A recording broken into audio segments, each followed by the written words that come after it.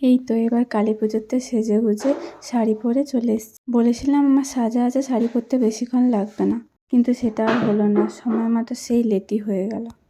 এখানে voice over দিচ্ছি আর চেঁচি cleaning করছে, এত শব্দ করছে। জানি তোমাদের খুব ডিস্টার্ব হচ্ছে, কিন্তু কি করব বলো, সময়ের সত্যিই খুব অভাব, তাই জন্য ডিউটিতে বসে ভয়েস ওভার দিতে হয়।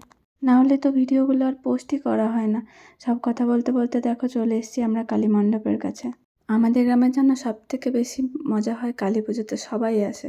এই যে আমার দিদি দুই মেয়েকে নিয়ে পোজ দিচ্ছে, এখানে আরেকজন মেয়েকে নিয়ে পোজ দিচ্ছে। ওরা ফটো তুলতে বলছিল, আমি ভিডিও করে নিলাম। আমি ছাড়াও আরও অনেক ক্যামেরাম্যান ছিল। দেখলে কত লোক কথা বলতে বলতে ঘর নিয়েও চলে এলো।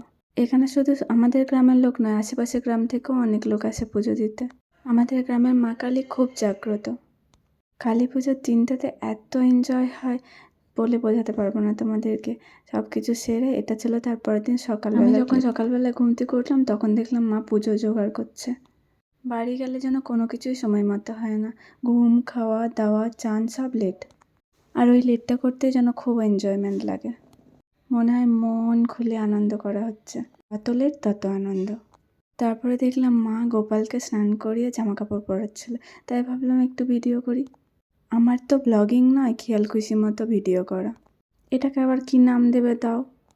ব্লগিং করলে মানুষ সবসময় ফোন নিয়ে বা ক্যামেরা নিয়ে রেডি হয়ে থাকে, বাট আমি তো উল্টো, সব কিছু শেষ হয়ে যাওয়ার পরে আমার মনে পড়ে একটু ভিডিও করলে ভালো হতো। তারপরে কিছু ক্লিপ নিয়ে একটা ব্লগ বানানোর চেষ্টা। কালী পুজোর পরের দিনে দুপুরবেলায় আমার মেজো বৌদি অনেক খাওয়া দাওয়ার আয়োজন করেছিল। খাসি মাংসের ঝোল, ওপরেই একটা তেল ভাসছে। এটা যে ক্যামেরাটা কি করেছিলাম, নিজে যখন ভিডিওগুলো এডিট করে নিজেরই রাগ হয়ে যায়। মনে হয় যেন অন্য কেউ এই ভিডিওগুলো তুলে দিয়েছে। অনেক কিছু ছিল, চালতার আচার ছিল, পুরুলের তরকারি ছিল, একটা মিক্স ভেজ টাইপের ছিল, বেগুন ভাজা ছিল, তাতে মাংস ছিল।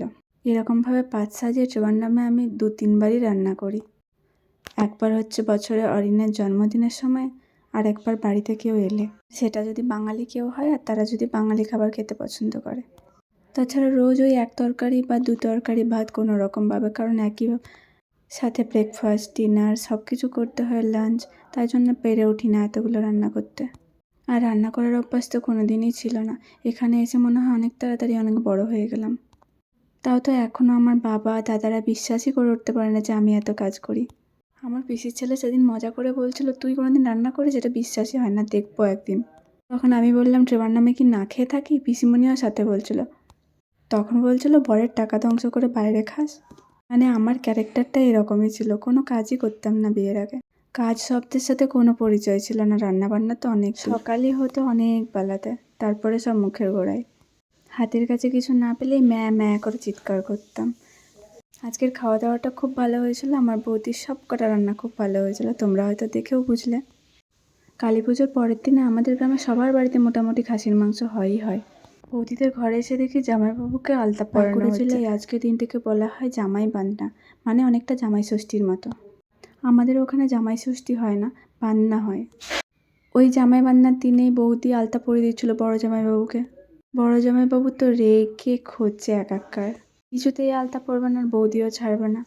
আসলে সেই দিনটাতে জামাইয়ের সাথে বাড়ির বউরা বা শালিরা এরকম ধরনের আনন্দগুলো করে থাকে। মোদ্দা কথা, সেদিনকে জামাইদের দিন, শাশুড়িরা অনেক কিছু খাওয়ায়।